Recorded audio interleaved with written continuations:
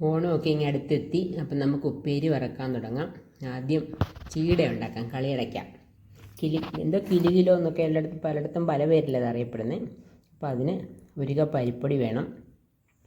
പിന്നെ 1/2 കപ്പ് തേങ്ങയിലോട്ട് 2-3 ചെറിയ ഉള്ളിയും ജീരകവും കൂടി ഇട്ട് ഒന്ന് അരച്ചെടുക്കുന്നുണ്ട്.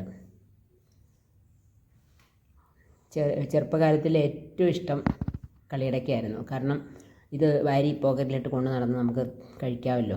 ഉടുപ്പിൻ്റെ പോക്കറ്റിലൊക്കെ നിറച്ച് വാരിയിട്ട് കൊണ്ട് നടന്ന് തിന്നുകൊണ്ടിരിക്കും. നല്ല രസമാണ്. എൻ്റെയൊക്കെ കുട്ടിക്കാലത്ത് വീട്ടിൽ ഓണത്തിന് പുറത്ത് വലിയ അടുപ്പൊക്കെ കൂട്ടി വേറൊരു സഹായി ഒരാളുണ്ട് വരും ഉപ്പേരി വറക്കാൻ. പുള്ളിയൊക്കെ വിളിച്ച് നിർത്തി ആണ് വറപ്പിക്കുന്നത്. അപ്പോൾ എൻ്റെ അച്ഛൻ്റെ ഒരു ചേച്ചിയുണ്ട്, ചേച്ചിയും അച്ഛനും അവരെല്ലാവരും കൂടെ കൂടിയിട്ടാണ്. അമ്മയും ചേമ്പ് ചേന എല്ലാം വറക്കുമെന്ന്. മുറുക്ക്, പക്കാവട, ശർക്കര വരട്ടി, പിന്നെ എല്ലാം അതും കുറേ ഉണ്ടാക്കും. കാരണം ഓണമായതുകൊണ്ട് എല്ലാ ബന്ധുക്കളും വരും നമ്മുടെ വീട്ടിലേക്ക്. അപ്പോൾ അതിൻ്റെ ഒരു സന്തോഷവും അവർക്കെല്ലാം കൊടുക്കണം, കൊടുത്തു വിടണം. ഞങ്ങൾക്ക് നല്ല രസമായിരുന്നു അന്നൊക്കെ. അപ്പം നമ്മൾ ആ തേങ്ങ അരച്ചെടുത്തിട്ടുണ്ട്. അത് അരിപ്പൊടിയിലേക്ക് ചേർക്കും.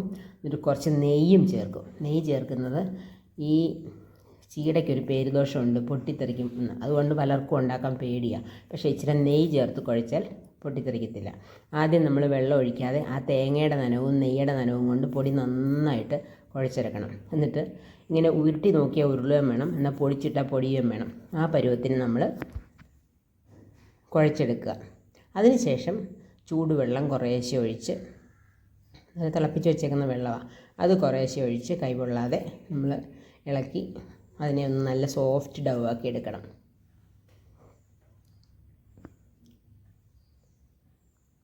എൻ്റെയൊക്കെ കുട്ടിക്കാലത്ത് വള്ളംകളി, പായിപ്പാട് ജലോത്സവം അതിനടുത്താണ് ഞങ്ങളുടെ വീട്, അച്ഛൻ്റെ കുടുംബം. അവിടെയായിരുന്നു ഞാൻ ചെറുപ്പകാലത്തിൽ. അപ്പോൾ ഞങ്ങൾക്ക് വലിയ വിശേഷമാണ് അവിടെയൊക്കെ, ഈ ജലോത്സവം കൂടെ ഉള്ളതുകൊണ്ട്.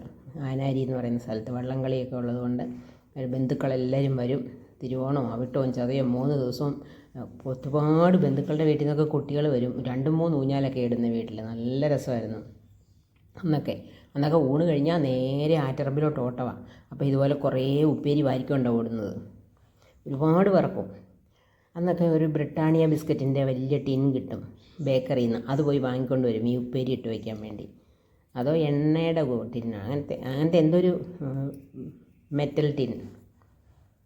പാട്ട കിട്ടും, പാട്ട. അപ്പോൾ നമ്മൾ ആ കുഴച്ചതെല്ലാം ഉരുട്ടിയെടുത്തു, കുഞ്ഞു കുഞ്ഞു ഉരുളകളാക്കി. എന്നൊക്കെ കുട്ടികളെല്ലാവരും കൂടെ ചേർന്ന് സഹായിക്കും ഉരുട്ടാൻ.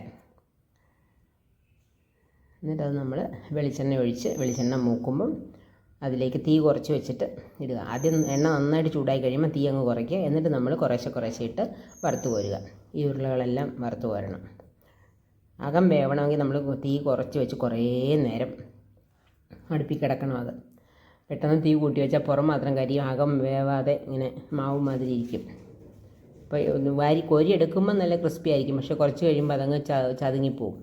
അപ്പോൾ അതുകൊണ്ട് നമ്മൾ തീ കുറച്ച് വെച്ച് കുറേ നേരം ഇട്ട്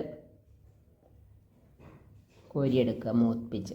ഇപ്പോൾ അതേ ഒരുവിധം ആയിട്ടുണ്ട്. പിന്നെ ഒരുപാട് കളറ് മാറാൻ നിന്നില്ല ഞാൻ, എന്നാലും മൂത്തിട്ടുണ്ട്. നമ്മൾ ലോ ഫ്ലെയിമിലിട്ടാണ് കുറേ നേരം ഇട്ടാണ് മൂത്തെടുത്തത്. പിന്നെ ഇത് തന്നെ പിള്ളേർക്ക് വേണ്ടി ബീഡി എന്നും പറഞ്ഞ് കൊച്ചു പിള്ളേർക്ക് ചെറുതായിട്ട് ഇങ്ങനെ നീളത്തിൽ ബീഡി പോലെ, സിഗരറ്റ് പോലെ നീളത്തിലാക്കി വറുത്തെടുക്കുമായിരുന്നു. അപ്പോൾ നമ്മൾ ചീടയെല്ലാം വറുത്തെടുത്തിട്ടുണ്ട്. ഇതിൻ്റെ തന്നെ വെള്ളച്ചീട എന്നും പറഞ്ഞൊരു സ്വീറ്റ് വെർഷനുണ്ട്. അത് ഞാൻ വേറൊരു ദിവസം ചെയ്ത് കാണിക്കാം. അപ്പോൾ എല്ലാവരും ട്രൈ ചെയ്ത് നോക്കണം. Thanks for watching.